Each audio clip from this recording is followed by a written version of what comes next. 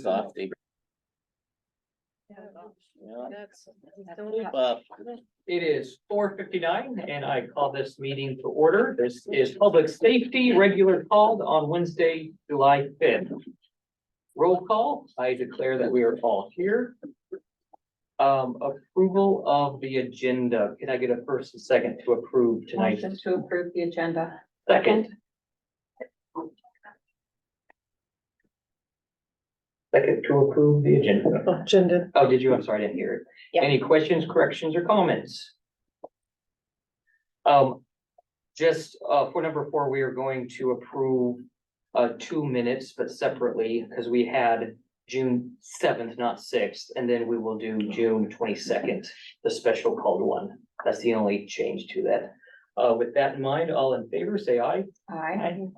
Any opposed? Motion carried. Approval of the previous month, June 7th was our last regular called one. A motion to approve the June 7th minutes. Motion to approve June 7th minutes. Second. Any questions, corrections, or comments? I had, there needs to be included in there, that was cut out from that meeting, is that we did discuss the fire department bylaws. And for something that took a big amount of time appropriately, so it was a strange thing to cut out from the minutes. So if that could be added in there, that we did discuss that for the record, bylaws from the fire department. With that added in there, any other corrections to add? All in favor, say aye. Aye. Aye. Any opposed? Motion carried. And now for the June 22nd minutes. Motion and a second to approve those. Motion. Second. Any comments, questions, corrections to that? I have none. Hearing nothing, all in favor, say aye. Aye. Aye. Any opposed?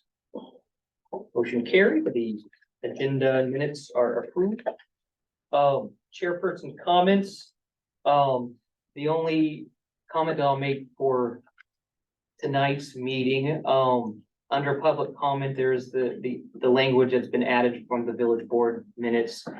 And I wanted to take a strong point to do public comments and then nothing after that. So the line in there that's not italicized, there shall be no public comment taken outside this time unless an individual or group representative requests a point of information, which is to offer a piece of relevant information by a silent raise of hand. But having said that, I would like us to have a friendly conversation, if you're okay with that. When we talk about the options for EMS and then for the face masks and facial hair portion, to have friendly conversations there, because I think that deserves to have conversation, but I do want to stick by, we use the public comment section and according to public comment and then ended. So with that in mind, that's my comments. So the public comment section, Matt or Carrie, did you want to speak now or anything else besides the 2 things I talked about? I'm here for EMS, so. Okay. I don't really need to talk about anything tonight. Okay. If we're gonna talk about facial hair. Yeah, well, and well, there'll be those 2 points will be where we have friendly conversations. So, hearing no public comment, we're gonna move to the police department report, general update. Okay, no new information on the School Guardian Act or grant funding. I did speak with, Derek Van Orton's assistant who would come for the office hours and made sure that I, put a bug in his ear to make sure that there is support from our congressman, to support that legislation as it progresses. And then I was actually, asked by Mid-State Technical College, I was kind of taken back to do interviews for their law enforcement and jail academy. And I kind of thought, oh, yeah, sure, probably a bunch of chiefs and whatever. And it turned out it was me on the law enforcement side. So I was kind of honored that they thought of me and asked me, just because I don't know that we, often get recognized like that. So I was kind of honored. They did end up, making a selection. That's Kurt Hoyer, former Wood County Sheriff and, City of Wisconsin Rapids, Police Chief. So, I'm quite certain he'll do great in that new position that's created. Vacation times are among us, so we had 16 open shifts that were either partially covered or not covered at all, mostly partially, but. And then Lexipol, we had one update this month, and I'm also working on the emergency operations plan. Which it basically is contingent on the village's emergency operations plan. So I'm hoping to get with Boz yet this week before he departs us, to see if, what the village actually has, for a plan. And then to get that out. Basically, our policy on that is to have copies of it in my office and the officer's office and know where it is, so. So I am working on that, and then I did print out a manual for, Boz and for the chairperson. So I'll get that to him. I also, Caleb, I'm not sure if you were able to. I did get your email, but I haven't worked on it yet. No problem. I just wanna, so I was able to go into our program and add, Caleb into the policy, so he should get them when they push out, and he should be able to go in and view and have, access, as a user, so. For the police side, right? For the police side, yes. So we'll work with that, further. The squad went out, or the rear brakes went out in squad 1. So we had to have those, repaired. It was almost a $500, item.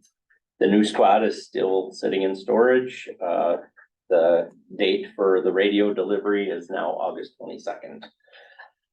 So, we're waiting almost a year on just the radio, so. Otherwise, squad conditions are all good. We had 6 hours of, well, it'll be on the next month's. We are working some traffic grants, which are paid for by the state, so it'll go out as overtime on our line items, but it'll end up getting reimbursed by the state. So with that, we had 25 traffic stops with 18 citations issued, which is up a bit from normal. A couple ordinance citations. Ben and I are cutting our, getting fed up with some of our problem yards, so I've just started issuing citations for them. Otherwise, budget, we're looking fine. And I guess I'll take any questions that anybody has.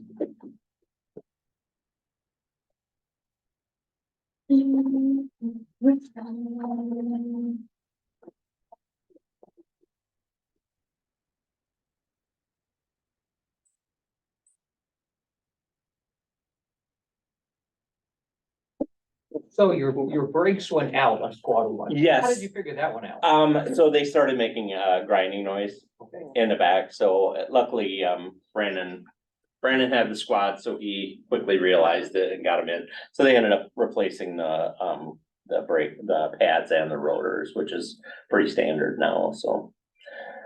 So yeah, for the tune of $490 some.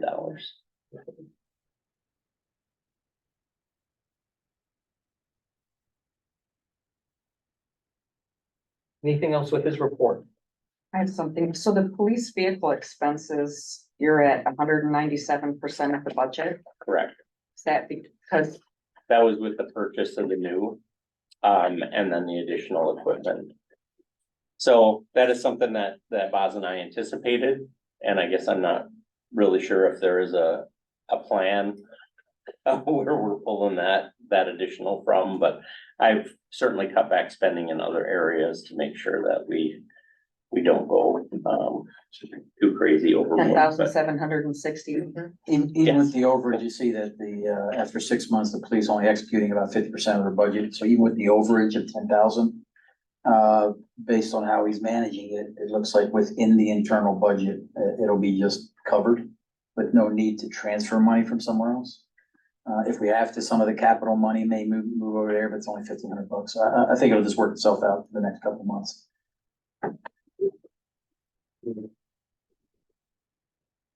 We had under here update on progress with Lexipol, which you covered. Anything else with that? That was the update? No. Okay.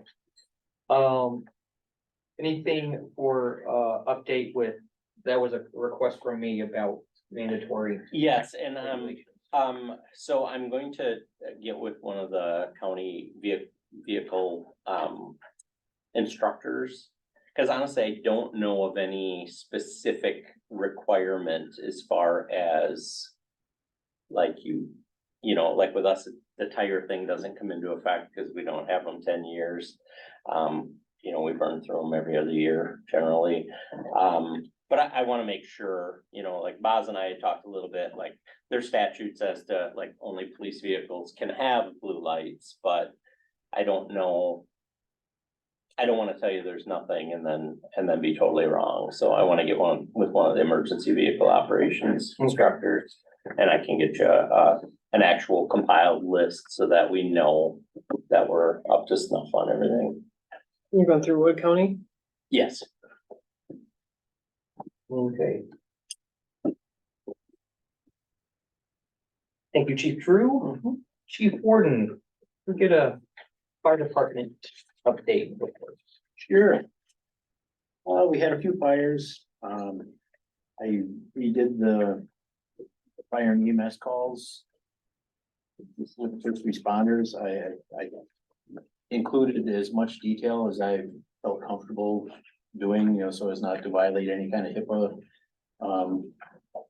rules, but instead of giving an address, I gave the nature of the call and the area that it applies to, so. A little bit of everything, a lot of heat exhaustion, of course, because it was warm. Elderly problems is a big one. Summary of the month. I updated the bylaws reflecting the changes that we talked about during our last meeting. You can take a look at those and see if there's anything else you'd like to add. We have 4 new applications for membership that are being processed right now. The alcohol has been removed from the fire station. I was hoping that we would be able to serve alcohol during our family picnic. Boz, I think you were working on on something to. So there'll be an exception to policy that we will give for that period of time, for that specific and a few other events that will be submitted. There'll be a memorandum of agreement and it'll be covered that we accept it for a period of time. Would that be kind of a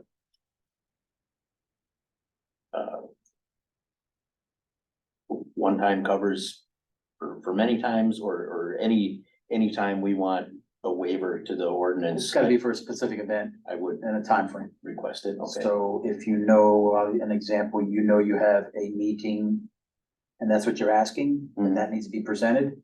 And then if it's excessive, then I'll bring it probably to Pitt, not here, Okay, for their possible discussion, yeah. okay. So as far as the picnic goes. But for this one, for family, you're good. You're gonna get a We're okay. letter cover for that, Okay, but not for all your meetings. I haven't seen any product there, so. no, I didn't know what to do moving forward, so. Right, we had 5 members go through and complete a training seminar on electric vehicles. These new battery powered cars are getting into accidents and then they kind of have a runaway reaction with heat buildup and it's real dangerous and so a handful of guys learned how to deal with that.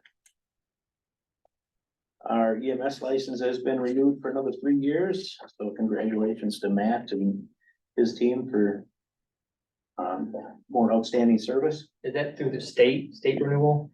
That is through the state and federal government. And we pressure tested about 4,600 feet of hose on Saturday, June 3rd. It was a hot day. We probably had 6 people. You know, some people kind of came and went, you know, it was a weekend, we got baseball tournaments and things like that, but it's an undertaking to do that, so I'm gonna check on outsourcing that next year. We'll crunch the numbers as far as paying people paying our people to be there doing it versus having someone else there to do it.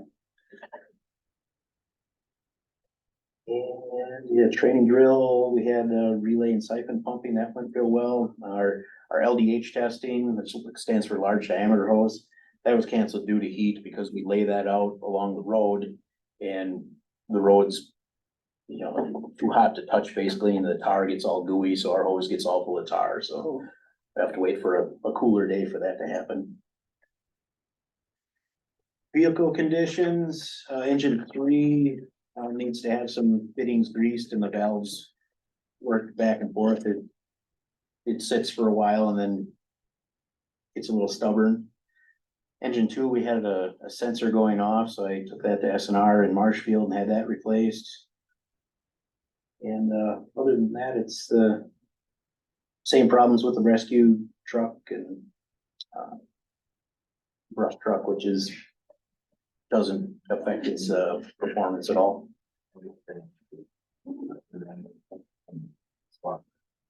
What's that? Yeah, check engine light and the rear And that's. mounts or something, and something's making some big noise back there. Oh, Convention equipment, I believe, next week. yep, okay, Yes. I will add that to my list. Okay, so potential rear end problem with the squad. So items for discussion, quote for the rescue truck. Matt, do you have that ready to present yet, or do we? I gave it to Boz already. They all have packets. Is it all in the packet? Oh, okay, sorry. You got one or? Had the twins come down and hand it to him personally. Yeah, they did. But there's riff raff in here.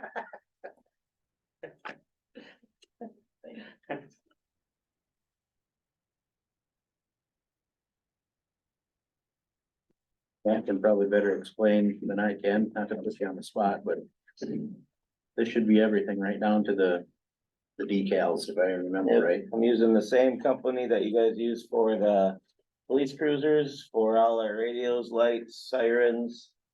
We're using the Wisconsin, whatever it's called, for the truck, where do you get your cop cars from? Yeah, using the state bid. Yeah, so it's the lowest price for a vehicle, and then we're also using who you guys use for stickers and graphics, everything, so it's right down to how you guys do it, and I went to all the dealers, got different quotes from Chevy, Ford, Dodge for state vehicles, and found this one for the lowest amount, and you can see what it adds up to is $58,441 out the door. Is that with the decals and everything? Everything. How long's the quote good for? Actually, I take that back. I'm sorry, that was just a draw, maybe. I think it's an extra 10. Yeah, another 10, yeah. I had it on the envelope, So Weed Wheelers is the vehicle and then Belco, the outfitting. correct. And how long is the quote good for? Well, that's a wonderful question. Depends how long you guys wanna wait. That's right now, but I can't tell you how long the quote is good for. That's up to the state of Wisconsin and the price on trucks. Belco will honor that, I'm sure, for another year, but I can't promise you on. This has a, Chevrolet. sorry, this has an October 22nd date. I Yeah, mean, so is that correct? It was from October? absolutely. Okay.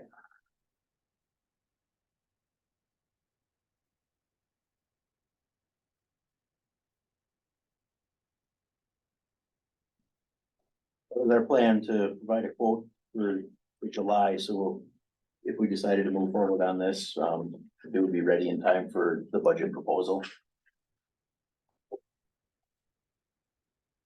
Yeah, it was- So you're saying consider for next year?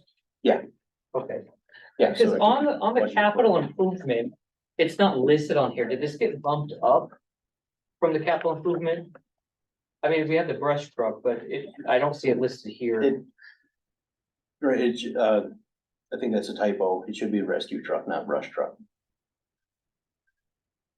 Is that right? So I've only been tracking a brush truck, but I know those names have kind of got Yeah. swapped back and forth a couple times. I guess, So from the budget perspective, we were expecting an expenditure next year that we would approve for 65,000. This is in the ballpark. I'm not gonna get too wrapped up in the language of brush or rescue. It's a truck that we're gonna get to the fire department. I think your brush, what's your data on the brush? Or the rescue, I'm sorry? How many miles, what's the year? It's on your report. 2004, it's got 34,000 miles. It's starting to rust, in a couple spots, cosmetic and fuels leaking out of the tank and. So you Check got- engine light. You got a 20-year-old vehicle, for the use we have, it's, yeah, you're not gonna find a 20-year-old vehicle that's only 30,000 miles, but they work it hard, and I guess make sure you explain the criticality of a rescue vehicle compared to the brush truck. Right, so I think that's where some wires got crossed. We had talked about replacing both of them, possibly with one big unit. That would be rescue brush, have the jaws for car accidents, things like that. But we decided not to and just went with, we're going to keep our brush truck. We rarely use that. It'll be fine for a number of years. The rescue is our most heavily used vehicle. We had last year like 170 first responder calls. I don't remember how many we actually went on, but it gets used. Well, just this month alone, we had 13 calls that it went. It only went on 10 of those calls.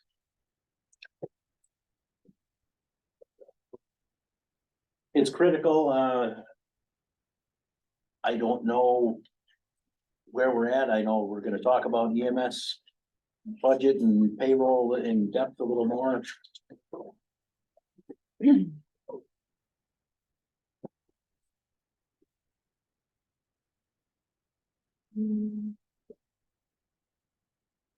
are you looking at for a discussion then on the rescue truck right now? Well, we don't have to, when we started planning this, at the beginning of the year, we talked about getting a new rescue truck, and I said I would have the numbers by July, so we could have it for the budget proposal Okay, to be yeah. ordered next year. It is, yeah, it's listed for 2024. Yeah, so that's where we're at. We can roll with it. We can talk about it. We can scrap the idea, but we have the numbers.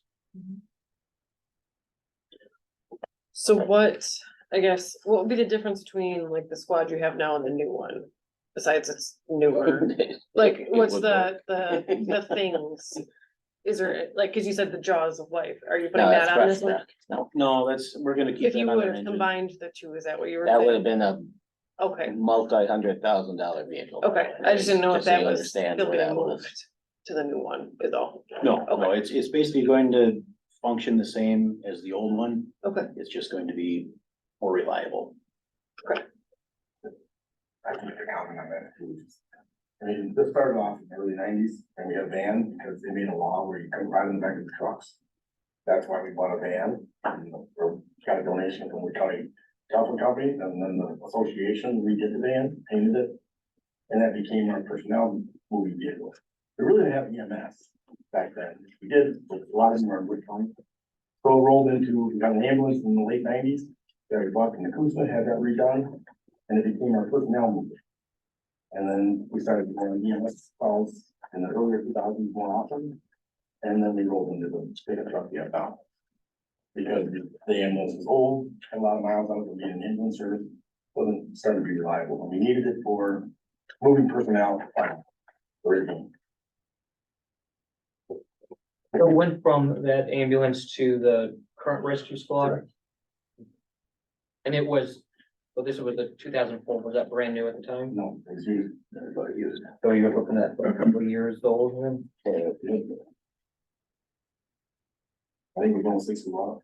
I think the major issue you're gonna have as the village is that this year we spent 70,000 in capital equipment, all public works and police. Well, yeah, I'm gonna count the police, so it's 110,000 count the police. This next year, this plus an end loader is gonna be in the almost $300,000 range. That we would have to find money for. So you're gonna have to prioritize, they both are in the bucket of needing to replace. You're just gonna have to prioritize which one gets replaced. $150,000 for a new end loader truck. And then this is gonna be 60 some, 70 grand maybe. But that's it, there's no big purchases other than those two.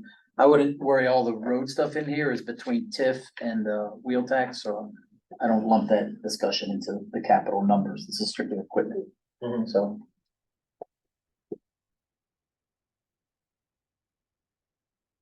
Well, thank you for providing that information. Sure. Yep, chew on it a little bit.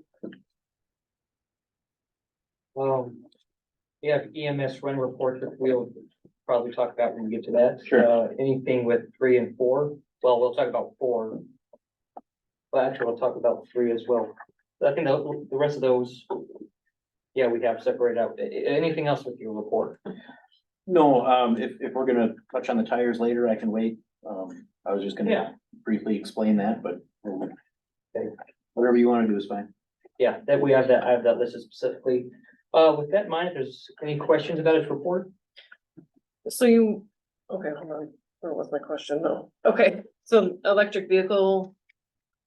Do you have to do you need additional equipment for electrical vehicle that's on fire, or like, what's the difference? I mean, obviously besides, cause you say it's more dangerous than, like a regular vehicle, so what, is there equipment, extra equipment, different ways that you do it?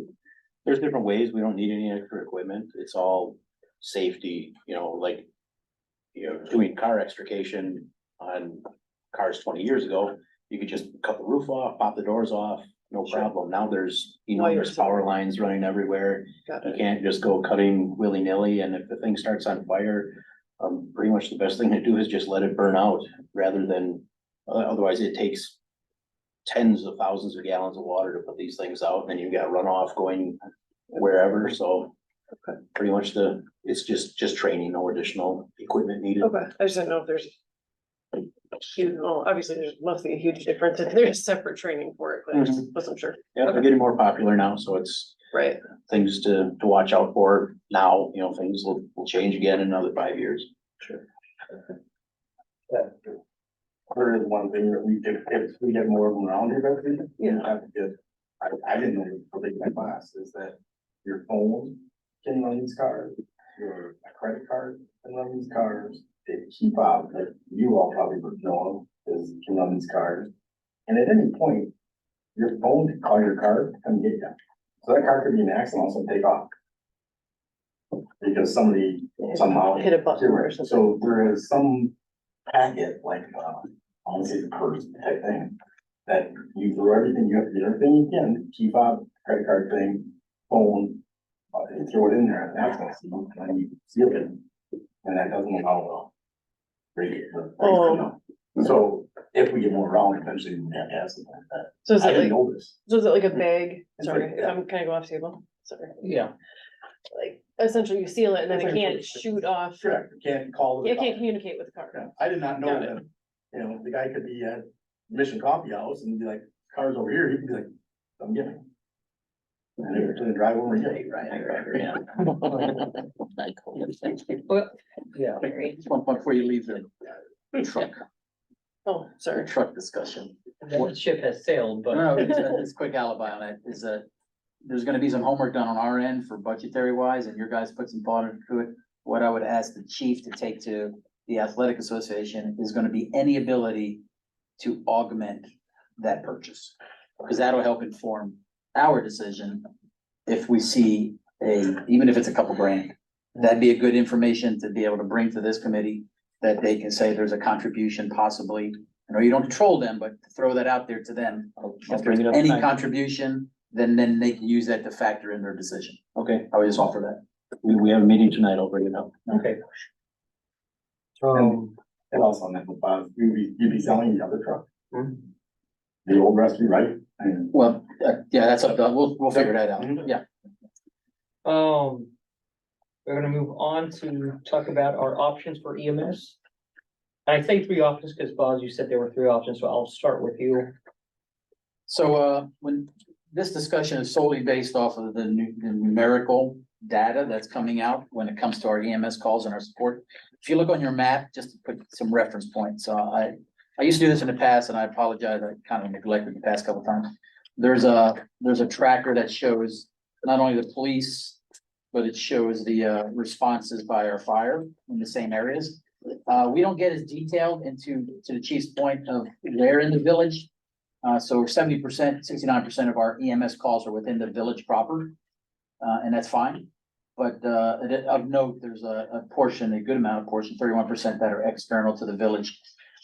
Just like with our police calls, in that case is only 18% external. So you got that's a recurring number that you just need to understand. Is this what you're referring to? Yeah, the map. So the stuff in red is my add-on to take what the chief provided to overlay it on the same product, so you can see our fire and EMS, our fire responses as our police responses.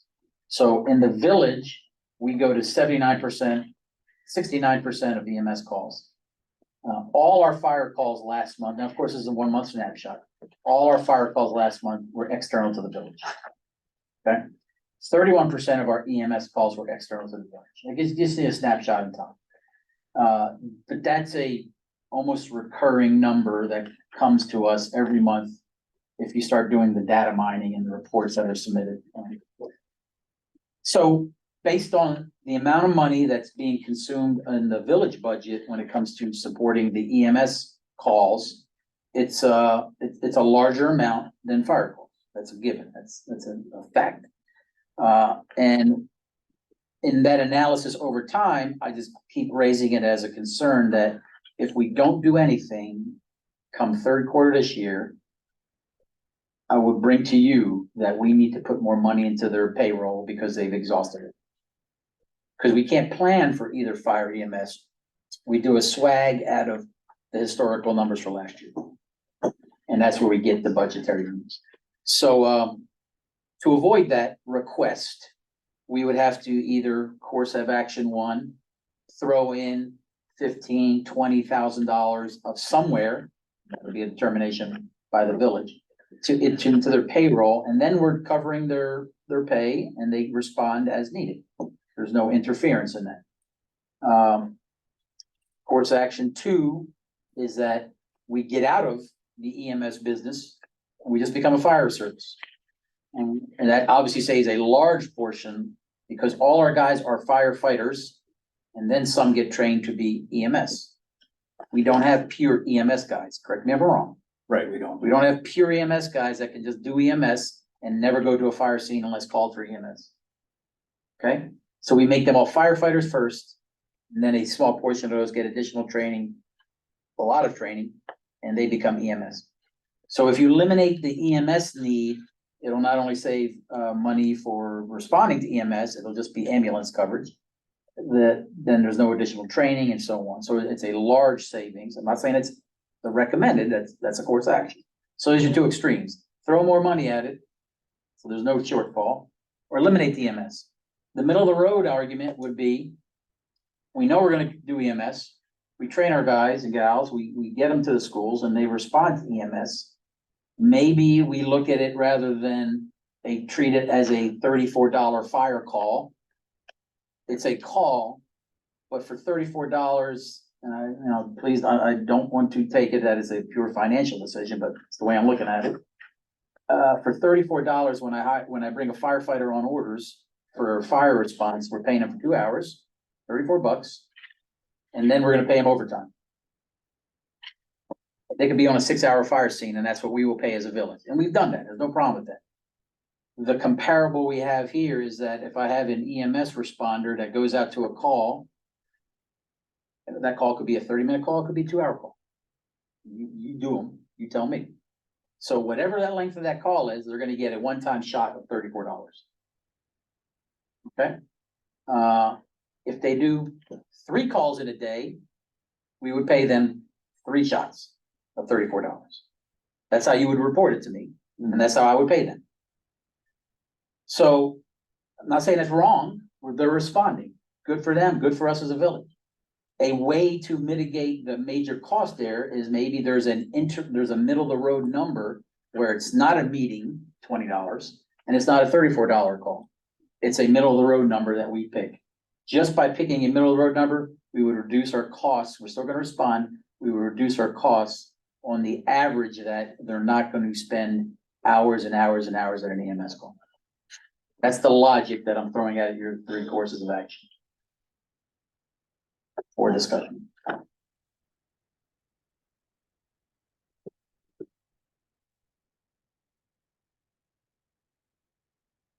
Yes. So why, just because I don't know. So everybody's trained as firefighters and then only some go to the first response. Why don't we have it? Because our numbers are so EMS heavy. Right? So why don't we, like, can we separate that?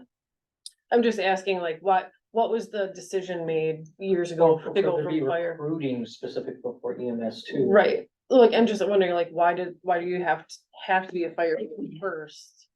Like, for me, like, I have zero interest going into a burning building, right? But I could probably be a first responder. I'm not saying I'm going to, just saying I could be, Mhm. and that would interest me, but I can't be a first responder if I'm not a firefighter. So like, why that decision, I guess, or maybe there's a logical one, I just don't. I'm trying to understand why we can't just have a couple first responders versus firefighting and separating them, that's all. Mhm. Just, No, it's a question. It comes up once in a while. We get interest once in a while from people who want to be just first responders. It's, um, it's always been a rule that you have to be an active firefighter, and then you can go be a first responder.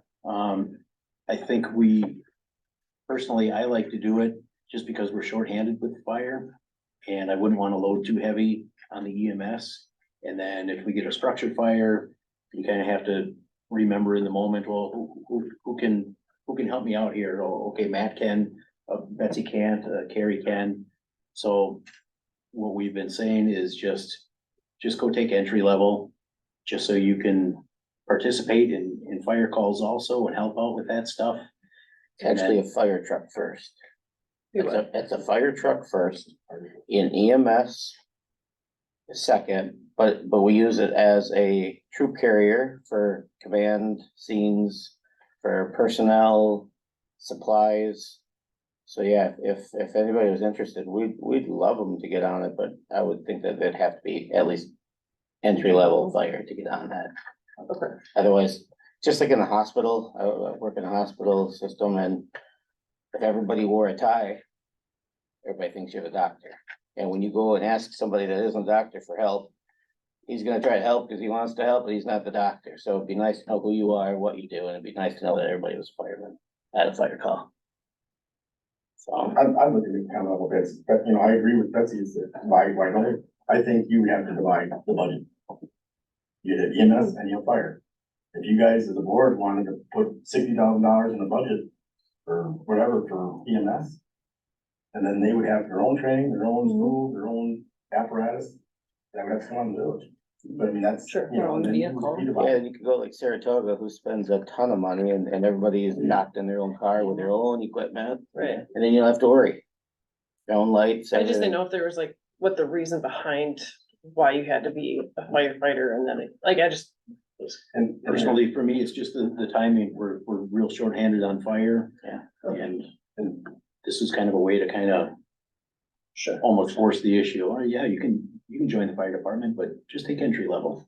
That way you can help us out, you don't want to go into the burning building, fine, but you help us roll hose, do things on scene. I don't want to try to put out a house fire with 2 firefighters and 16 EMS people. Sure. in the early 2006, 2007 range, we had to limit the EMS to 12. And they were only gonna pay 4 to save the budget, and that was at $10. But we limited that, there was maybe 15 or 16 members at the time that could be EMS, but we only took 12 to be on that route to get called.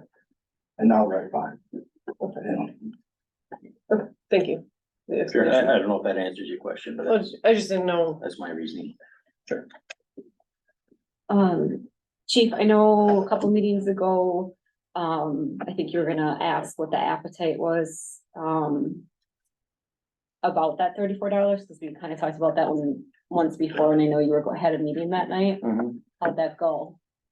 Mixed, some people are, none of us are in it for the money, we're not getting rich for it. Mixed reactions, some people don't care, some people, don't like to see pay cuts of any kind, Mm. so. Can I, Baz, this one's for you. I know obviously it's a line item for the fire department, I get that, so all of a sudden the budget's going up. So we're looking at the fire department, and I'm never done the budget before, is there anywhere, else to cut from, or is it pretty much? I also don't know how the different pots work, right? Like I know the school district, people are like, just move it from here to here, and there's a lot of red tape around that, I don't know if that works the same way here. Yeah, well, in this case, there's not a cut. We would just move money from an account that's not being utilized. We control that, and I would augment that line item. So that's what we did. If it's a couple $100, you guys never hear about it, never see it, and move on. It was $25,000 last year. That's why this committee had to deal with the fire department budget last fall when we busted it, we zeroed out because of the amount of fires, any EMS call. Sure. So, yeah, it's not about it's not about cutting somewhere else. We do have accounts, this is brought up one example here, they haven't used any of their capital improvement money so far this year, $10,000 sitting in there. Okay, Now, there's a plan to use it based on this plan, sure. so I don't wanna use that. But there may be a point in time where he's not gonna spend a couple grand of that, so we would move that into payroll. If he doesn't use his $1,500 and I talk to chief and he says, I'm good this year, I'll take that $1,500. So we do that internally all the time, for the small amounts. But it's not a forever fix. No, and I think, and I apologize, if you just look at that email, it clearly outlays the 4 courses action and it puts a number on it. So, part of the EMS discussion in my mind is also the ambulance contract. Right. Because we are paying for an ambulance service that anyone calls 911, they're gonna get an ambulance. Oh, by the way, in the village of Port Edwards, you're gonna get 2 of our EMS guys, at least, sometimes 1, right? So you're gonna get an EMS guy in addition to. So, we pay $18,000 a year now for that contract. That goes up to $45,000 next year. Right. So in the discussion we need to have as part of our EMS discussion, it's gonna be, I need to now find 30 grand for a new ambulance contract. And, oh, by the way, I need to find more money because I know just on the historical numbers that we've had for 2 years, and this is even past COVID, that our EMS calls are going to be more in the $70,000 range as our total budget. Can I jump in on that for a sec? So I spoke with Rapids Fire about the increase. And couple of things they put to us was that the shared revenue will more than cover that contract. And also, they write a check out every year for the amount of first responders that come, and we, to this day, have still never got an answer where that goes. It comes to us and then It's been as high as 1,700, it was 700 last year, I or got you. 800 something. so just so far this year, they've given us, I'm looking on this email, because he told me that. I think historically, we've gotten no more than $2,000 a year from the reimbursement, Okay. which is $10 per call, if 2 of us show up. No one's discounting that, and we get the Actually, money. he just said if we come, if there was no amount. Well, they're And- getting a and little it- tighter on the rules, it's if 2 guys show up. This is from the chief himself, personally. This is from the actually. chief himself too. Okay. So the chief made it very clear that I will only reimburse you if 2 people show up. Now, if his ambulance people say nobody showed, or doesn't give him a number, I'm sure he's just gonna say, check, do it. But if his ambulance guy says, well, there was 1 Port Edwards guys, trust me, their finance guys is not gonna say, just write him another $10 check. Yeah, I'm not discounting that. We're getting at least $2,000 annually from revenue from Rapids ambulance service. That an annual check? No, it's by quarter, by call. So once they get the numbers, that's why the chief's report here, he tracks for me every 3 months. And, So who gets that? Where does that go? it goes in general revenue. for revenue. What goes into general revenue, just like when he So gets we're some money for revenue. grants, it goes into general revenue, he doesn't see it back. So we're revenue though. Well, every department is revenue. What, So, I'm sorry, I was gonna ask more about that shared revenue. You know how much we're getting for that? Yes, shared revenue was put out. We have an exact number. We're gonna get about $60,000 for next year in addition to what we get now. Okay, Just understand, shared revenue is for every department in the village. It's for running our village. If we want to throw $60,000 at budget time into just our fire department, that is a decision this board will make. is that a recurring thing that's gonna happen every It year? goes up, every year we get the same amount. This will be the first year there's an actual increase. And then every year it goes up by the sales tax, so about 2 to 3% a year. So we know the number. We've already budgeted it into our initial revenues. And that's that big pot of money that the board will start slicing out to departments. Do you know how big of a slice the fire department might get? It just might Well, help it's to, tied to your budget. I mean, your budget now is like 110. yeah, something like that. So, part of our discussion and revenue wise will be, okay, we're gonna throw, we don't take the shared revenue and then slice it. Shared revenue, taxes, grants, all into one pot. Then we slice it out. Okay, I was just wondering, like, if Yeah. we were slated to get, whatever, $18,000 and we have to come up with $18,000 in savings, well, then it's a done deal. We can be talking about it, but Yeah. if that's not the way it works, then No, it's not designated for accounts. The board can designate it, but we don't designate where that $60,000 is going. okay. so I'm confused. Are we talking about we need to cut because of the ambulance contract? Because when I'm looking at the budget, we're only at 36% of the salary budget for fire department wages. We don't need to cut. We need to come up with the answer to fix the payroll for our fire department for the year. So, but right now we're only 36% into the, Well, but you understand, we only pay them quarterly. right? So I'm almost positive the June numbers aren't in there. We just cut them a check. It says June. That's the June's report, but It says Diane June doesn't crank out. 2023, $12,324. Oh, for just June? Well, then we probably paid them for 3 months. So then we're Yeah. only at 36.49% of the budget in the Yeah. 7th month of the year, so. Is that an auto generating number? Wasn't like a, No, that's actual, that's Diane's number, that's actual expenditure. Yes, is it a crisis today? No, it's gonna be a crisis in 3 months. That's the concern. Cause it was a crisis last year.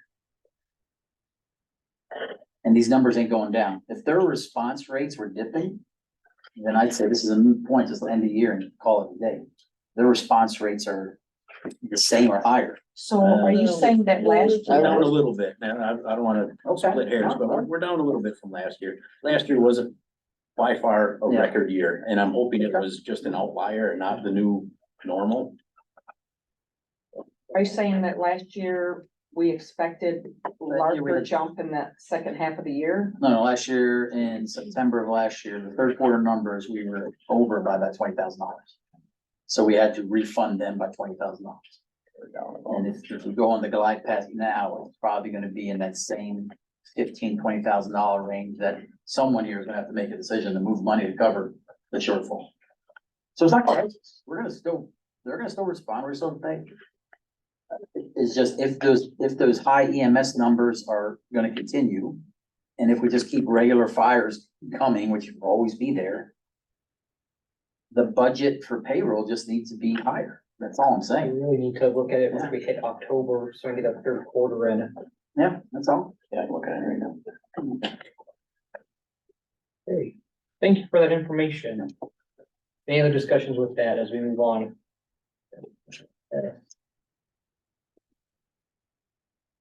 Bylaws. We have it in here in our packet. Thank you, Jason and others for taking the changes we've discussed. Let's not make this an hour conversation. I don't think we need to because so much was covered and, I think there's perhaps minimal conversation we need to have. So, Jason, would you like to start on any of this? With the bylaws? Right, basically, well, one thing I did was just reorganize it, put the sections, kind of give them their own top of the page thing, so it looks like the 3 additional pages are added, but that's not the case. Just to make it a little more organized, leave a little room for expansion in the future. One thing I did was I kind of tweaked the application portion. There was some wording in there about requiring firefighter 1 and things like that. That's not actually a state requirement.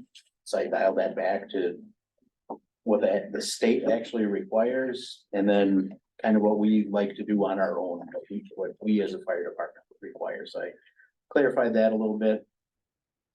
I added some wording in there about how the chief, rather than go through the membership committee every single time, rather than being kind of pigeonholed into that process, the chief can have the option to select new applicants coming from the PFC without going through the membership committee.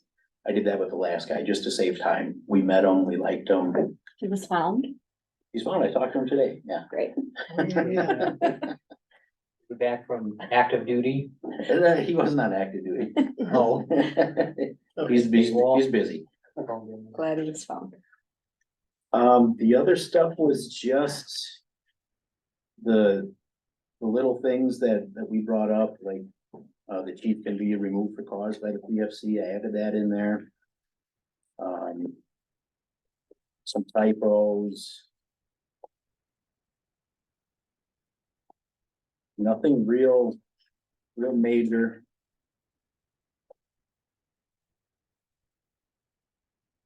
Yeah, if you guys just want some light reading before bed, just kind of peruse through that and see if you notice anything that jumps out at you. Have any? Are you prepared for us to make a motion? Not at this time, but we actually have to vote on it and approve it as a fire department before we can bring it back to the village, so. Do you think it would be motion ready by August? Yeah. I have a question.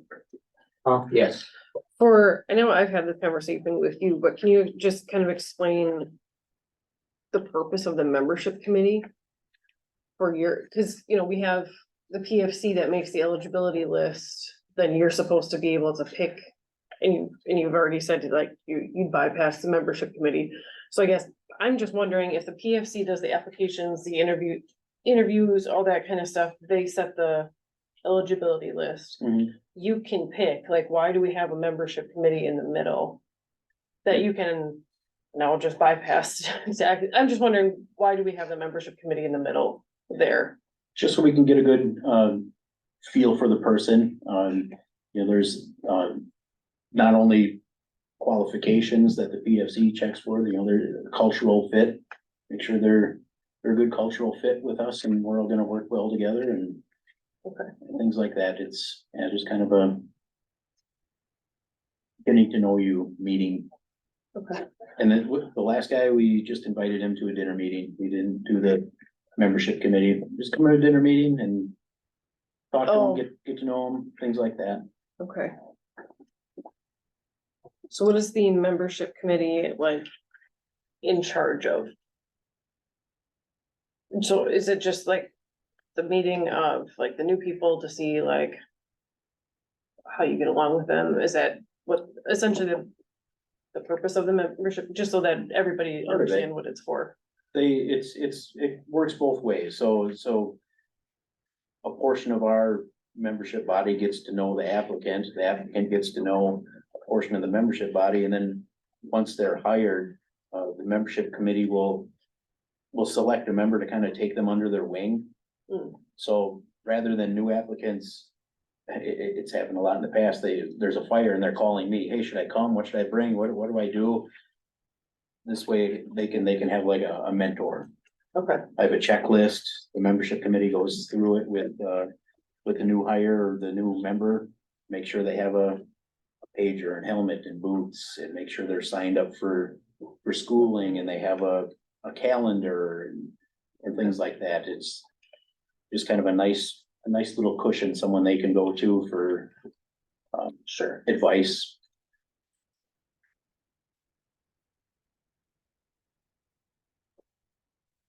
And then the membership committee also keeps track of, points and things like that as far as our LOSA requirements goes. At the bottom of page 3, where you added in red, firefighter 1 certification introduction, wildfire.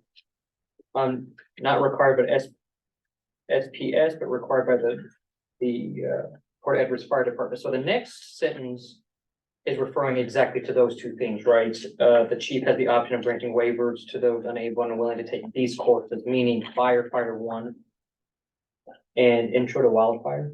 Right. Okay, and so.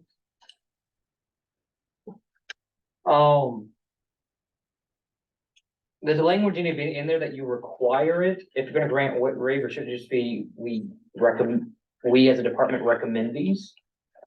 Or the option of, is there a which you would require a specific person to take it? Well, we kind of require it. We just ran into a case a few months ago. We have someone. Part of going through firefighter 1 is ladders. Is firefighter 1, is that next after entry? Yep. Okay, It's next level certification. It's a little more in depth, a little more rigorous. Part of it is, ladders, which they'll put you up on a ladder on a 3-story roof. And when I went, it was windy and, it gets pretty scary. And one of our members is deathly afraid of high heights. So if he can't go through that, they're not gonna pass him on firefighter 1. He will never be certified firefighter 1 because he's scared to death to go up that high. So in that case, I would grant him a waiver. Say that you can't do it, you tried. I would, and see, if that was like afraid of heights, I would say that's unable. I don't think that'd be unwilling. Right. So I'm kind of, I don't know, I'm wondering if like, should you have the language of unwilling be in there? I would count that as unable, but that's really no one's gonna choose them afraid of heights, but there were just several things. I mean, there's different things mentioned above. And what I would suggest, if you could put those 2 sentences in red at the very bottom, could you connect those with a semicolon instead of a period? That way it's really clear that when you say these courses, you're talking about the 2 that you just mentioned. Where do you want the semicolon? So those 2 sentences at the bottom, can you just connect them with the After semicolon? department and before the. And that's because when I saw these courses, it's like, well, you talked about entry level and then other things, and I want to make sure that it's understood. So that's for Port Edwards Fire Department. Yeah, do a semicolon there. Semicolon, the chief. Then that way the 2 things are, Should I scratch out unable or unwilling? I would just leave it I as would say unable. unwilling. I mean, you can take discretion if it really is. Yeah. Okay. Thank you for that. Sure. Going through here, anything else?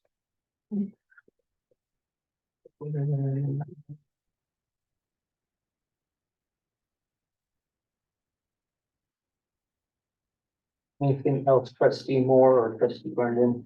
No. Okay, thank you for the work on this. And good luck as you present it tonight. Thank you. Now the updates on conditions of tires and other mandatory equipment, of course, you can see that. I didn't want this to be a fire department thing, but I think we should have that from both of our departments too. There is one page in here, right, that was put in here. A photocopy from, State statute. yes, state statute here, apparatus, subchapter 7.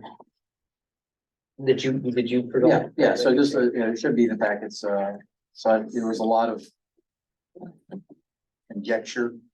Wanted to see the state statute, so the state statute has a highlighted section. And then there's a add-on about the NFPA.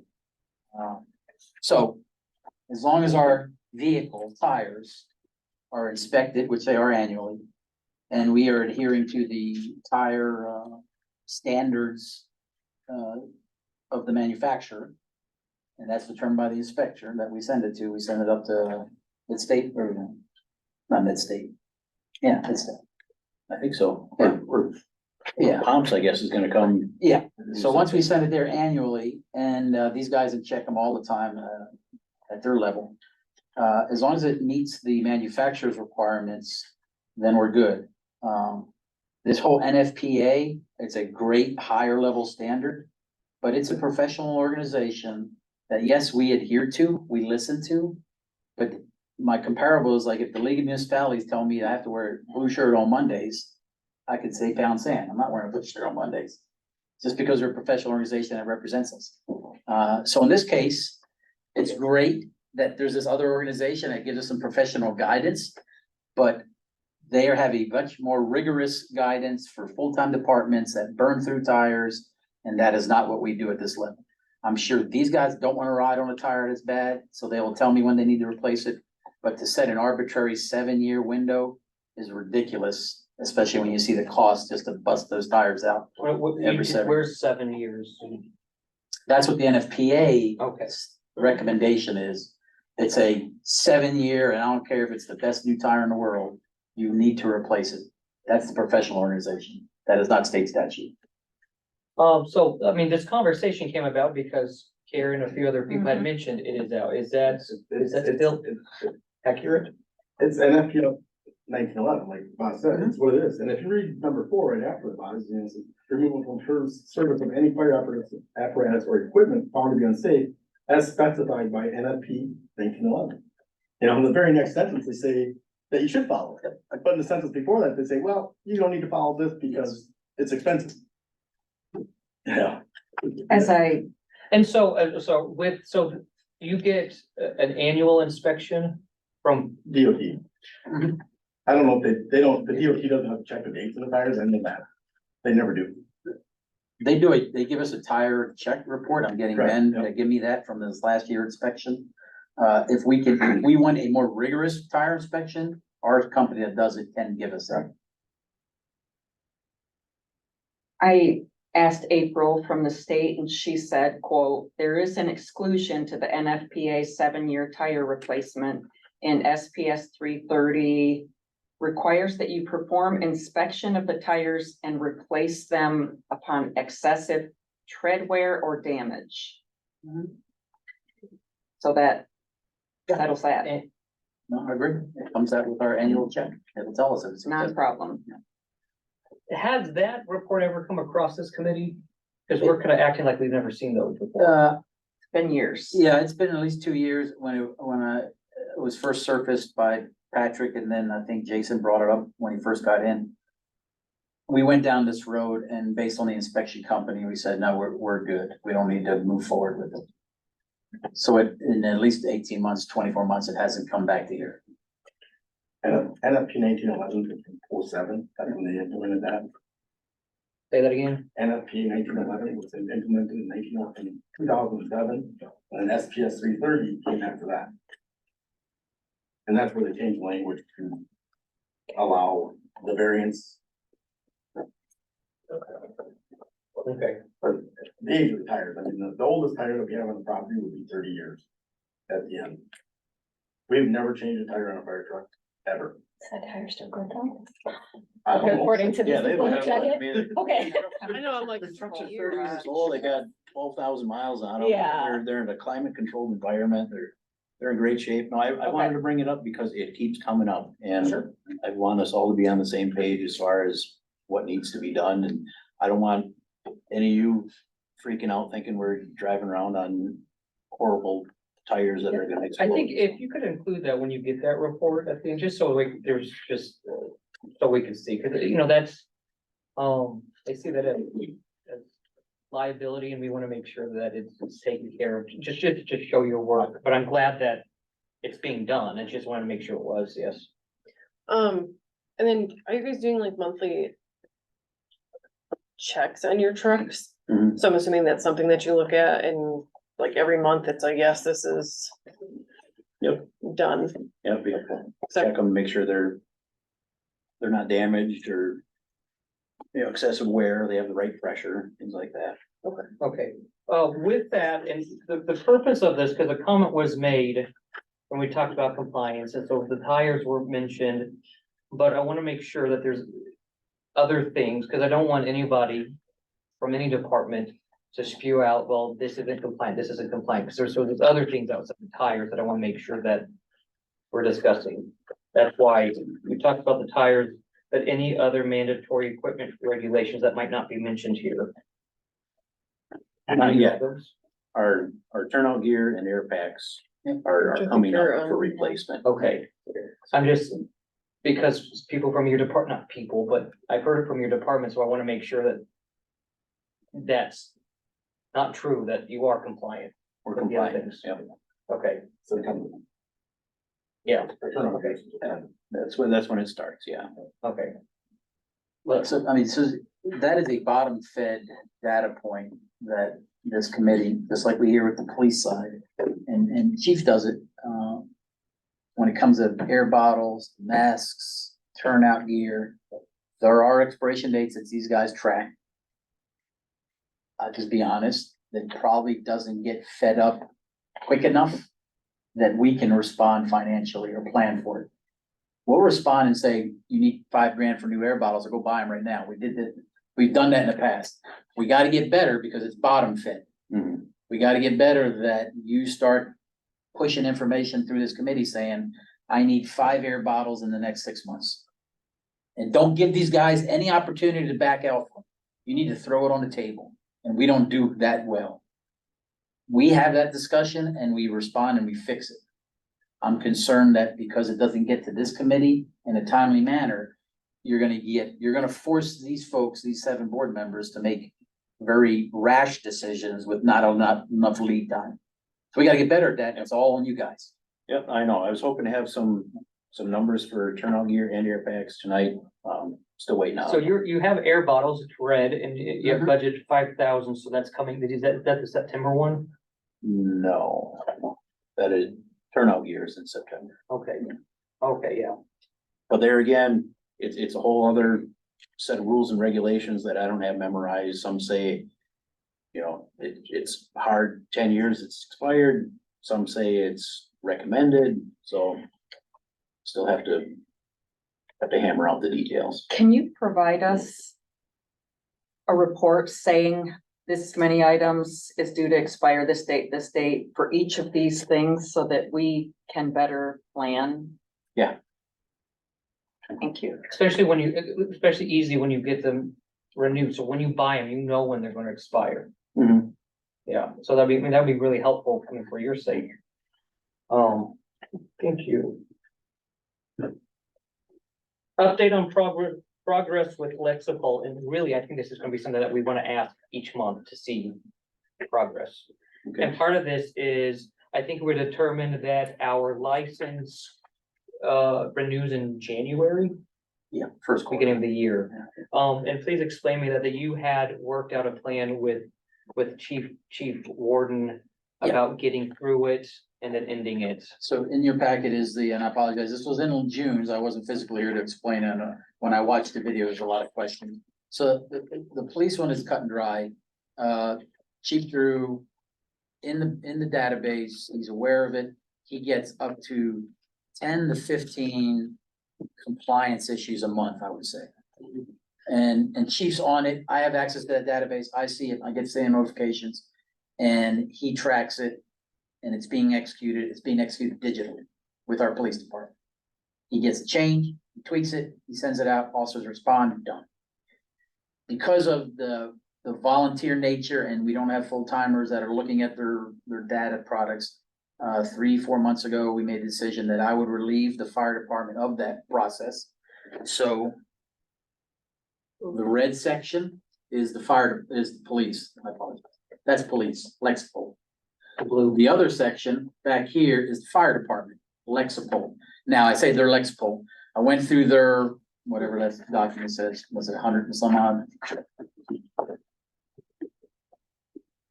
223. So Lexipol has 223 recommended policy, from everything, from the gamut of a fire department. We went through and picked 55 of them.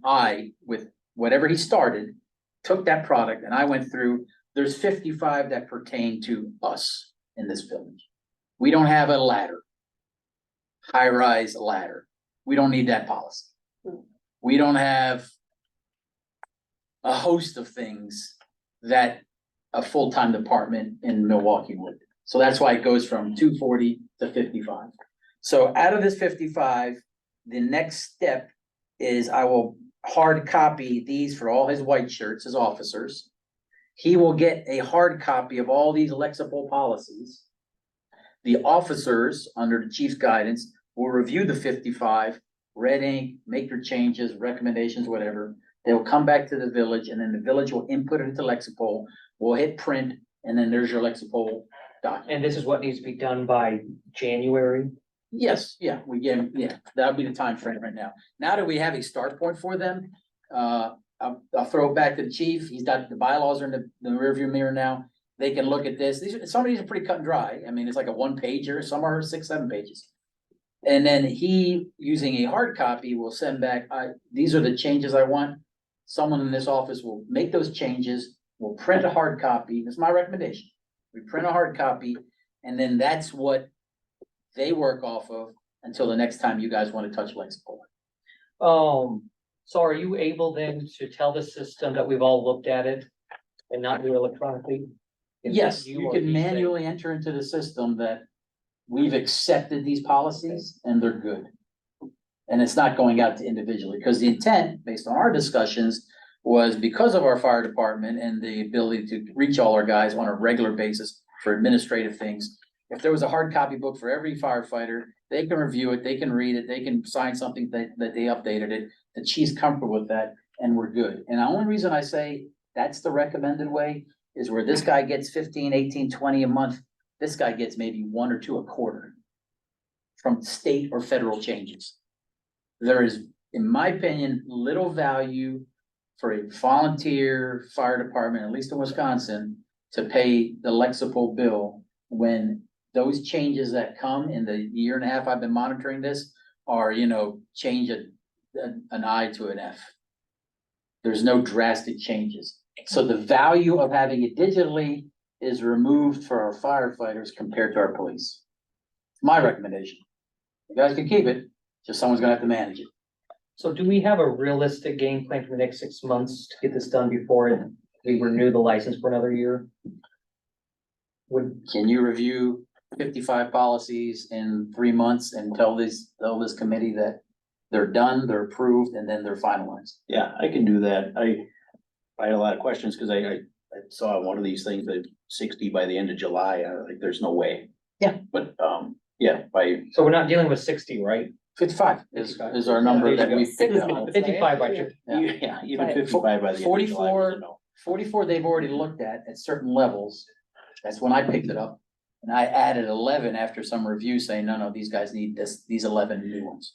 So 55 is the So new number. you're gonna have to take that in chunks somehow. You won't be able to do it in one. Every officer is gonna get this. I could get it by Friday. And then they just owe you in 3 months from him saying, all my officers have looked at your policies and we're good.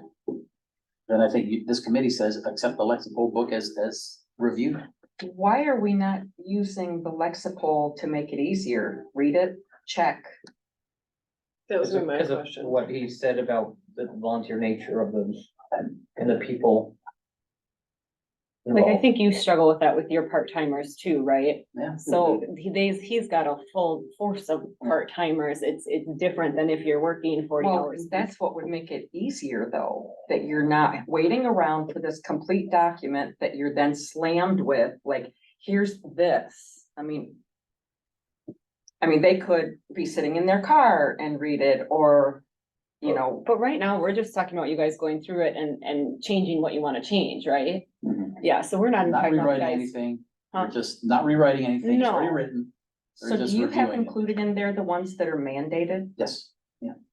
So you have all of tier 1? Yeah. Well, they do it differently. Again, remember how Chief explained it? His supervisor recommended certain tiers. Right. Fire department, They said the same thing. They It have went it, the same but we- way, and she provided us the printout. yes, so they are included here. Yes. They're in Why, here. why are we like waiting like month after month rather than just why are we gonna unload all of this on them?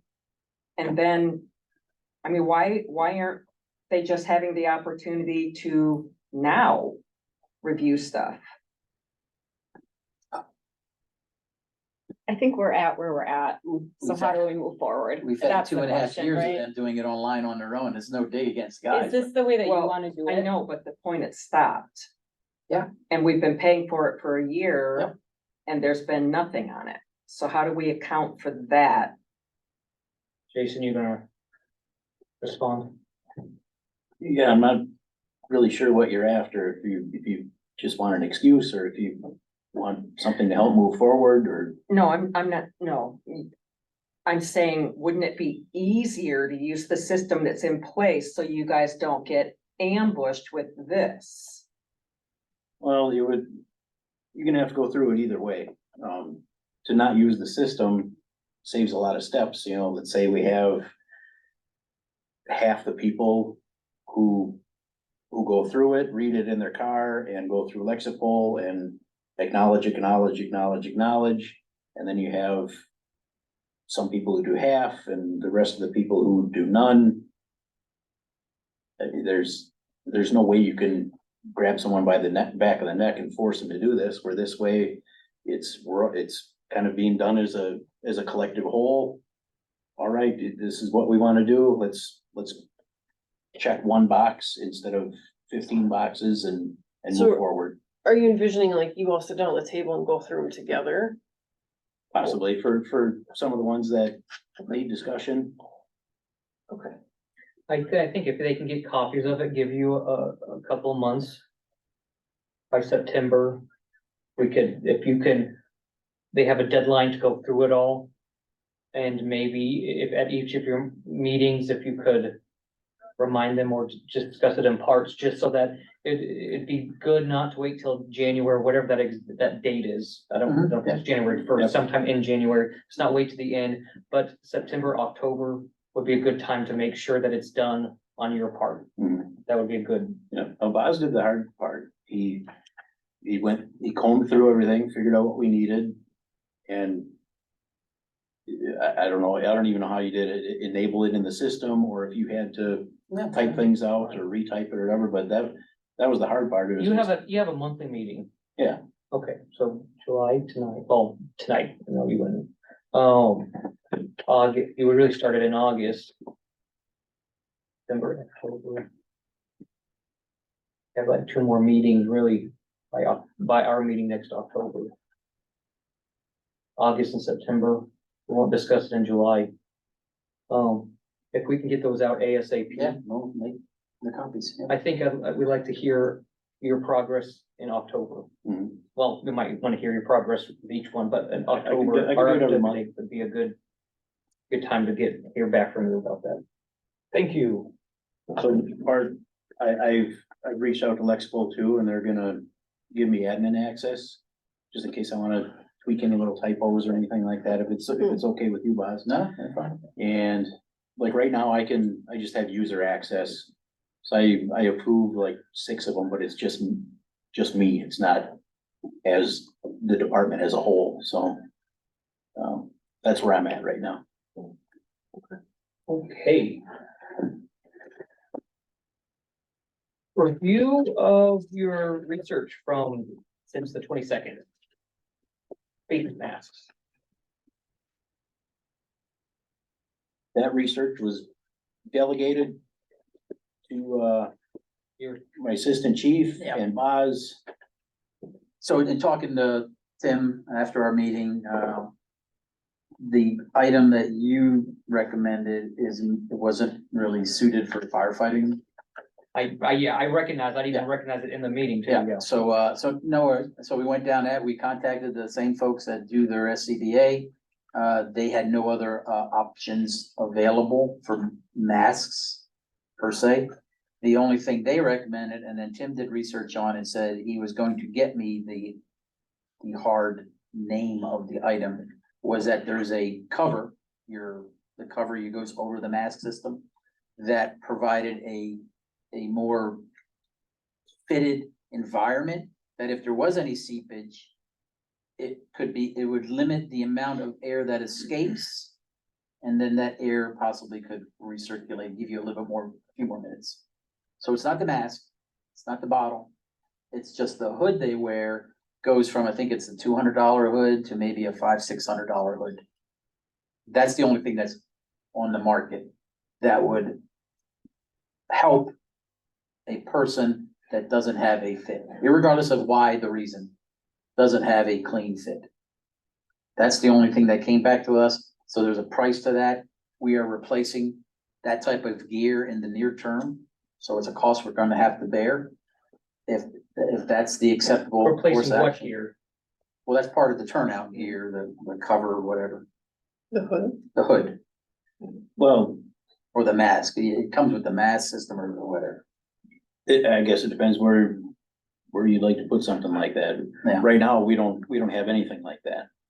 We have a cover, He's talking our. the hood. He's talking about Or Nomex Nomex hood. hood? That's- Yeah, yeah. That's not for air at all, that's for heat. We just bought new Nomex hoods, so. I think there is another one. Every Yeah. year we get fit, can I just, I'm new to this and, whatever, but every year the fire department gets fit tested. Mhm. We fit test them. With a state of Wisconsin federal, it's a big deal and the guys that can pass can wear air. I don't know if you've ever been on positive, I'm sure you have in the military, right? It's positive air, it's coming at you, it's not. Yep. It's not outside air, this air is coming at you, you breathe it. We're making a mountain out of a molehill. I brought along something, I just wanted to pass it along, you guys can take a look.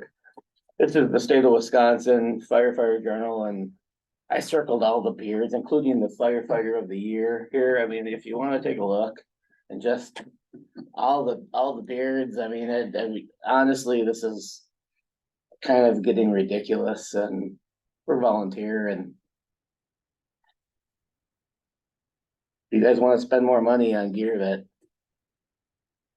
isn't gonna help what you think it does. The hoods we're talking about we're not even talking about air, that's heat, that's a heat hood. It's got nothing to do with This came it. from your guy, Tim. It's got nothing to do with it. Yeah, He's the what one who he's said it. talking about was some kind of some kind of death trap, but you guys do what you want. If you wanna spend more money on something and get somebody hurt, I think that's a poor idea.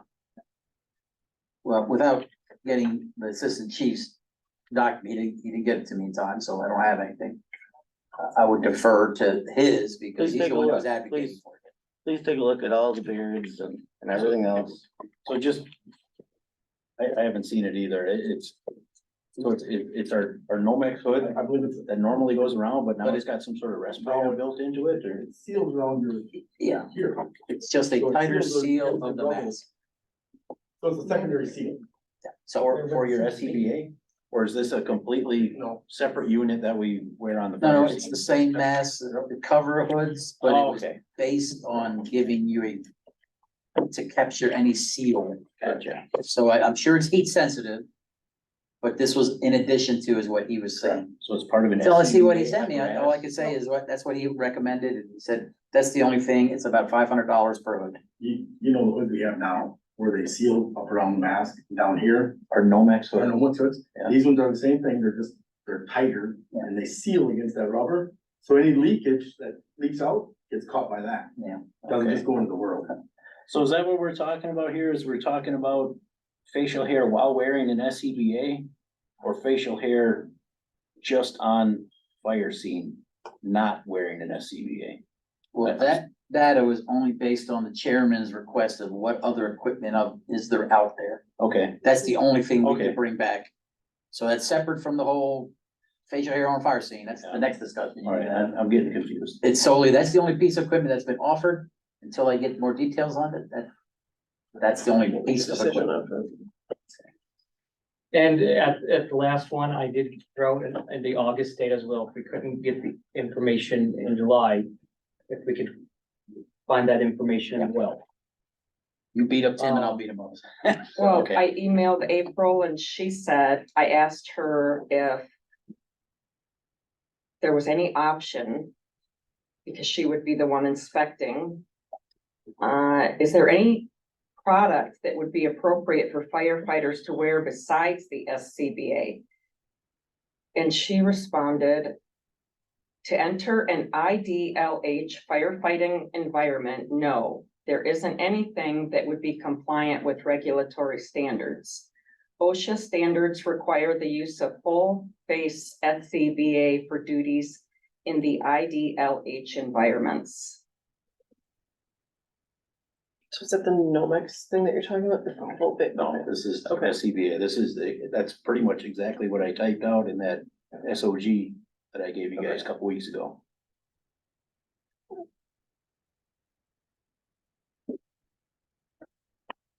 So I don't know if we're. I don't know if we're all talking about the same thing or we're arguing about something. I don't know where we're sitting right now.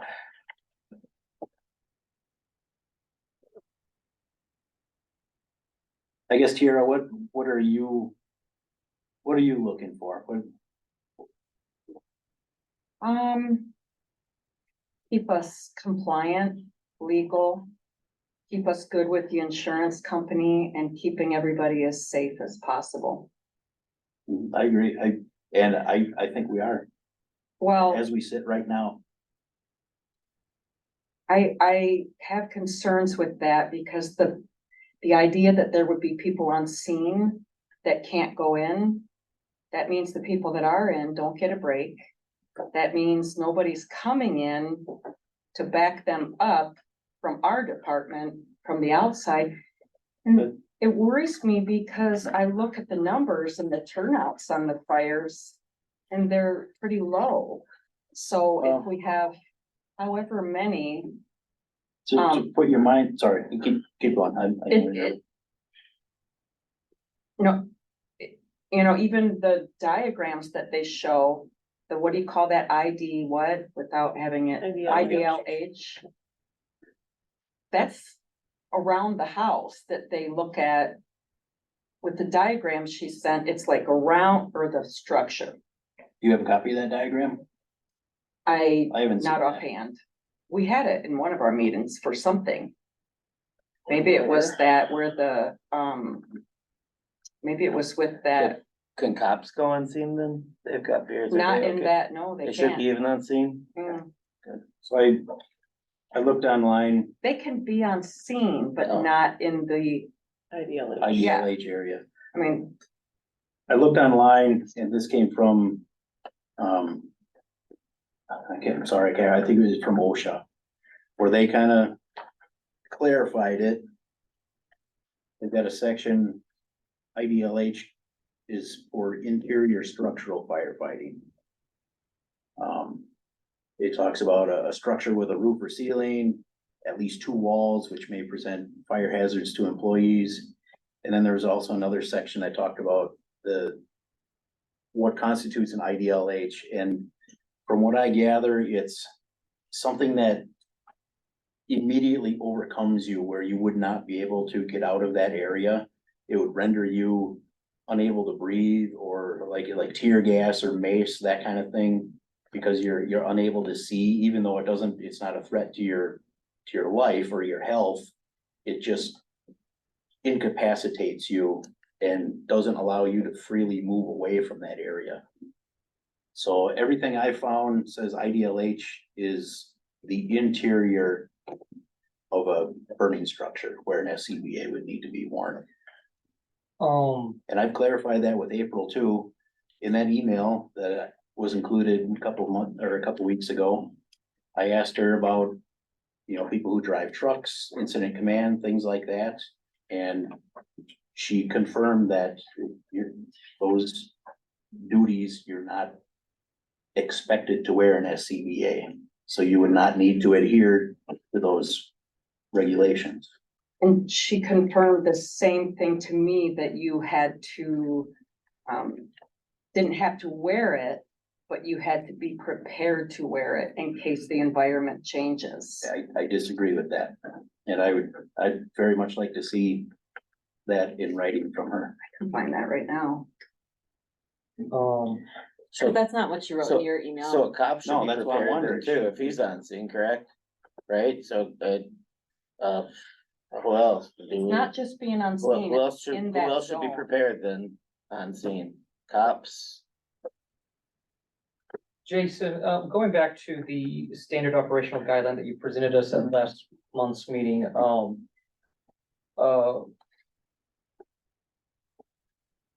there, the last section that we rejected, but that last section was, can you clarify, what was that? I don't have it in front of me. I don't have it in front of me. There was there was, it was sort of a grandfather clause, if I was correct, because there was already built in something, a part of that, of everyone who's coming in.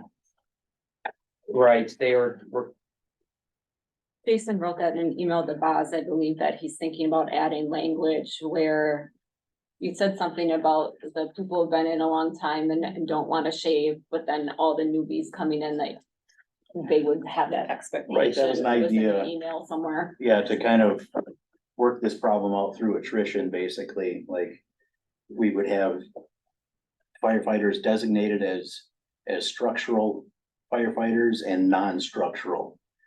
Just as an internal classification, you know, based on if you don't feel like shaving or not, or you're unable to, or unwilling to wear an SCBA. But moving forward, yes. Oh, yeah. yeah, I think that was in an email. I didn't write that in the SOG. It was just an idea that I've been kicking around, believe, yeah. Because I know other departments do it too, like Grand Rapids does that. They've got it classified as non-structural firefighters for guys who have beards. And the state did agree with that. That was in your correspondence, I think. State as in, Or what's, Amanda? Ain't that is her April, name? April from DSPS, yeah. She with, agreed with this. those exemptions in place, or, I mean, really, it's, how does that change the way you prepare for a fire call? I mean, the right numbers of people who could show up, who can go to it? Well, let's say those 5 people we had thrown out, I mean, I had heard 5 people, those people are the ones theoretically. What do you do then? It's tough to answer that just because every fire call is different. Every response is different based on time of day, things like that. You know, daytime fires, you might get 2 guys and they both have beards, but yeah, I mean, you deal with it as best you can. Right now, we're less than half of people who have facial hair. More than half of our people are no facial hair, can freely wear an SCBA. So I kind of lost my train of thought. It's basically a case-by-case basis. I can tell you historically that we've never had a problem with it. We've never had a problem with smoke inhalation, due to, I think we did Facial hair. have one. Mhm. that was different. He didn't even have a mask on. There was, if you smoked a cigarette in here, that's about how much smoke was in the room for that individual. And he didn't have a mask on? No, he didn't have a mask And he on. was reprimanded too. And, That was it, that was a, he's no longer with us. Yeah. Yeah, he's not with our department. I wanna make a comment on this whole deal. And we go to Rapids. And I will tell you, I've been in, I'm gonna say 8 fire calls in the last 5 years in Wisconsin Rapids. And I have been in 8 burning buildings with Wisconsin Rapids IT, putting me in the building with an air pack on. Full-time fire department, I have no team. You don't. They don't look by it. I pass a test every year. I'm physically able. I've been in a fully functional, 15-foot high blazing, flames over roof inside, following Wisconsin Rapids full-time team firefighters in as second line. I've been in the one, And river. yes, and clarification, well, and I would say that by that graph, you would be you would probably be compliant anyway. I'm close. And everyone takes a fit test. Correct. But not everyone passes. correct, Right. You know Good. who those are, because there's people. yeah, with and those burning people beards. cannot wear masks. Yeah, We make sure of that. yes. Yep, those people's masks are locked in my office right now. And how many is that? 3. Just the 3. But they still show up. They still show up. They still participate. Yeah. They're on the scene and the IC, incident commander, puts them to use as required. Absolutely. They're 2 big guys and we're shorthanded as it is. And, you know, not to kick out doomsday scenarios, but I don't wanna have to face a mother whose child dies in a fire and have to explain why, you know, half my department was sitting back at the station when they could have helped. I don't wanna have that conversation. So I wanna be able to freely utilize whoever I have at my disposal. We're sending them right now, right? Everyone can yeah. go, because okay. Yeah. I guess here. I hear what you guys are saying. I believe you 100%. You know a heck of a lot more about firefighting than I do. Why is this a state statute? Because that's our holdup, right? It's a state statute, so it's a law. So how do we as a village Big board picture and OSHA guide. and OSHA guideline? So that's the holdup, right? Like, we as a village board can't be like, do you know what I'm saying? We can't tell you, go break the law ethically. But I also hear what you're saying. The other piece of this is the insurance companies that came back and said, if there's an issue, we're on the line for 50K every event, something like that, right? So those, I think, for me, I can't speak for anyone else. That's kind of where my holdup came from, where it's like, how do you tell someone, yeah, go ahead and don't follow that? But I also hear every time you guys come in here, and I believe what you're saying. So part of me is sitting here going, why are we continually fighting this battle versus, and maybe this is very highbrow of me to think that we can do this, but why aren't we just contacting the state and saying, what's the deal with this regulation? You're showing me the magazine with all these firefighters, the chief of the year who's got a beard. So do you see what I'm saying? Like, we continue to battle because we're trying to do what we're being told we have to do, and you guys are saying that this doesn't work in the real world. So is there a point when we start asking the question elsewhere and saying, why is this in existence? Another question might be, why did it just start now? If it's been, if that's, This didn't just start now, as confirmed from previous chiefs that have been parts of the conversation. It's been an ongoing thing for years. it's never been an ongoing thing. It was a- Well, I don't know why they're saying that. Well, but yeah, and the nature of the beast is that you're our, you have a board of people who come through in and out. You have people who's elected all the time. For me, I'm in 2 years, you know, I don't care what other previous boards did. I can't speak for them. And constantly we're talking about how come this board did this. I don't care what they did. And we've done it this way. It's fine. But it is interesting is that the vast majority of fire departments in the state is volunteer, I would say. By And far. so is there not some sort of firefighting lobbying to get this change? I mean, why wasn't anyone talking about this elsewhere? Is it just, oh, well, I mean, it's just really bizarre if it's such a grave injustice, you know? I mean, I'm just saying hypothetically because, especially when it affects so many people. And everybody's struggling for numbers. Yeah, and honestly, I mean, it really is, and I'll quote trustee Moore, is that if you have a problem with it, talk to your legislators about it. And I don't just mean, don't come to us, but it's like, that seems to be the route that firefighters should be taking as a whole. It's an operational discussion that's being mitigated by them on the scene. If we were getting at every fire event, a workers' comp claim, smoke inhalation, that type of stuff, then I would look at the leadership and say, you guys are jacked. Fix the problem. That's not happening. And it's operational. So I would just be careful if we go down a path of the village board getting into operational discussions. That's a path you don't want to go down. Cause it's not When it going, comes to legality and But they are doing liability, I the- disagree, they are because doing the the- insurance disagrees, the attorney disagrees, I the don't- state can I disagrees. interject? What we're getting is 2 sides. We get, who are you speaking to about this? via email, you're trying to find something from her? Same person Jason's. Good, so he says one thing and you say, she says the other, why don't you have her on the No, phone she's saying sometime? the same thing. Well, why don't we have her on the phone sometime Happy with to this do meeting? that. That's Good, then let's just do appropriate. that. Point of and let's get order. past it. Let's get past it, please. Idea. I mean, we're hearing Okay, two different okay. sides. Point of order. Point of order. Point of order. So just to hopefully for my own sanity, figure out where we're at. All of our sanity. Phew. From what I've seen, we're in compliance. I wrote that SOG. It's got that last paragraph there.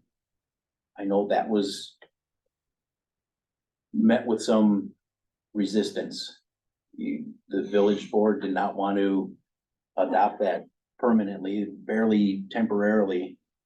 So are we? But that wasn't, you said that's not what you had. Oh, that was, I wrote that in there for the last, that's that SOG. What we were talking about before with the different categories, the non-structural firefighters, that was just an idea that I had. So This is what we're doing right now, though, correct? that's what we're doing right now. Yeah. People who are wearing an SCBA or expected to wear an SCBA have to be clean shaven. Guys like me, I can be unseen. So are we all in agreement of that? I am not. I'm fine with it. Can I make a statement? Yes. I don't think the village board is ever gonna approve you to break state law. No. Period. No, I'm not asking them to. So, I'm complying with state law. yeah, no, I'm just saying, but they're not gonna go on record to say violate OSHA and whatever. But what the village board has done is hired chief to maintain the department and to follow state laws, just like you've hired me to maintain the police department. So again, I think officially, this board of 7 will never give the stamp to say, go forth and have beards, because I don't think they legally can. We say that, the board, to pass an ordinance or make that legality part. But as you being the fire chief, I think within your realm of scope of authority, can manage your personnel appropriately. So I think, would agree. in this room, no one is gonna say, and I hope that's what I'm trying to say is, or being received, is that these 3 over here are never gonna say, yeah, go ahead and have beards. I don't think they legally can say that to you. Well, I think they can say, you need to manage your people appropriately. These are the guidelines set forth. Go forth and do great things. And I would love that. That would be wonderful. I'd like to make a comment like what Jim was there before, when Scott Drew pulled back from that, was me, when the guy laying on the ground, so Scott Drew go up and ask if he had a seatbelt on or if he was in it for help. First thing is help, same with us. When we go to scenes, is Jason gonna say, well, did you shave tonight? Then you put a mask on. That's on us. We know the rules, everybody knows the rules. So we're gonna put a mask on if we can and try to help. An Eric Saylor and a Jordan Olin with the full Santa Claus beard, they know they're not putting a mask on. It comes down to operations with chief, and we all know it. So I don't even think we're fighting about that. I think we've gone past the SCBA stuff. Can't wear an SCBA if you got facial hair. It's a done deal, period. Done, period. And it's We're illegal. talking about It's people legal. unseen now, right? Mhm. Yeah. Now we're just talking about going to a call with every, Do a call. with every cop I know that has a beard. Can stand there next to us. Standing in the front yard, helping out in any way possible. I'm saying that we are compliant to do that.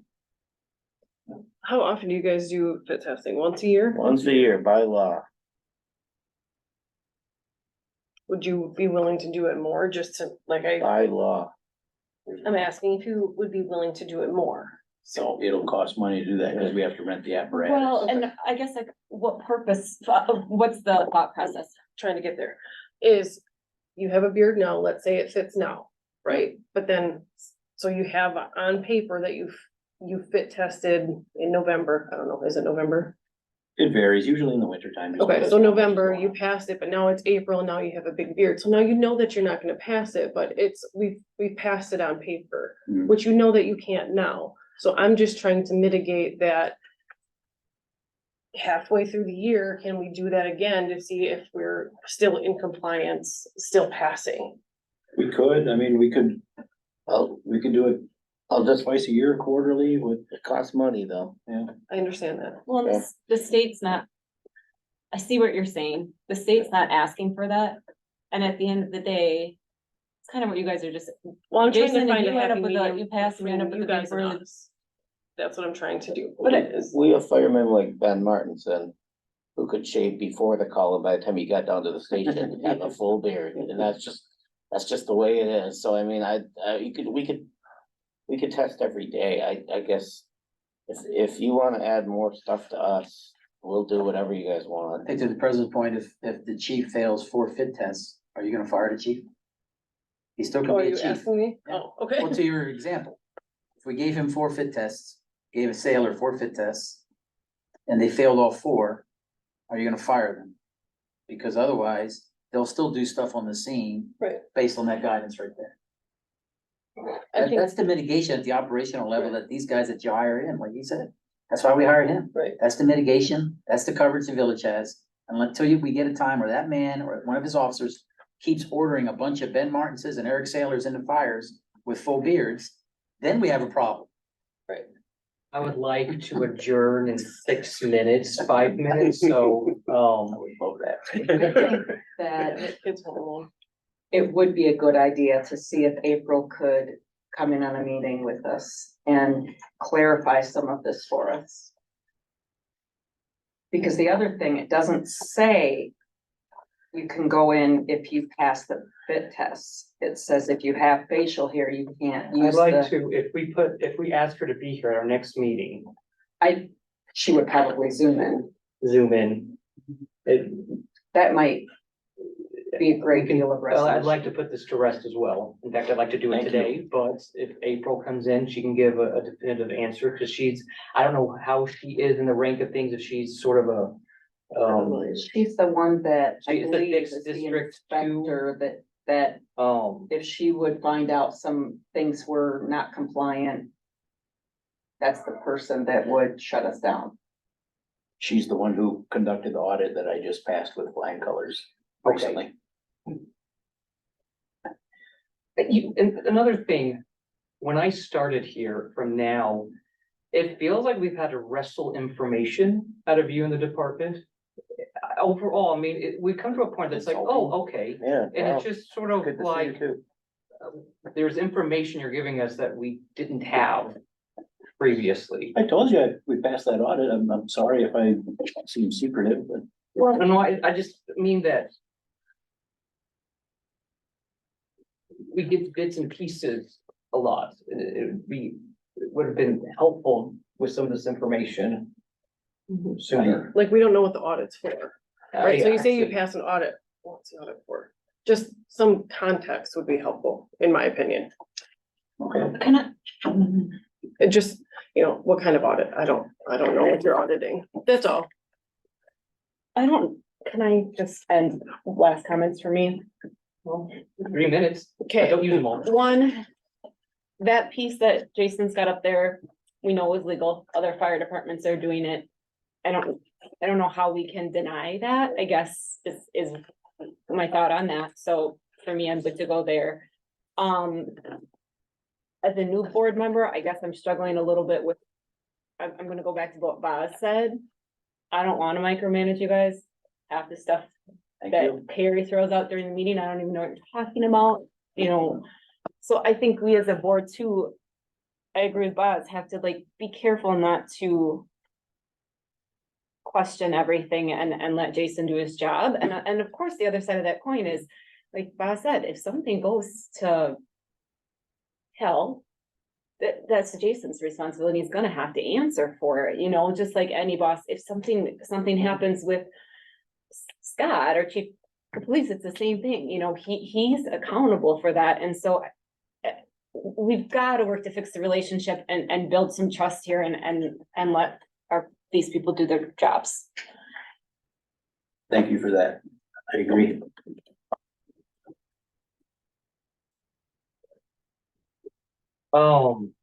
Any old business?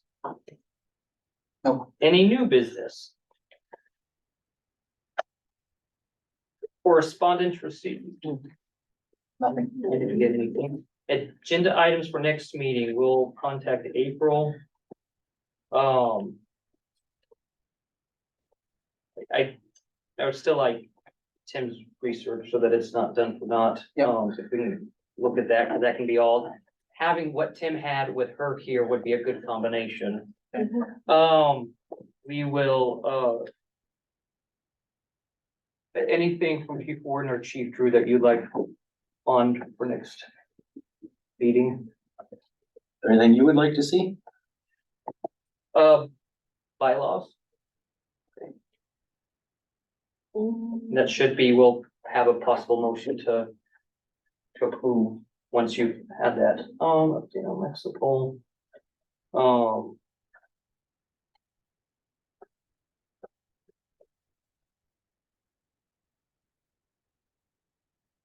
I think we'll have to start making hard decisions about EMS as well, now that we're entering into budget consideration as well.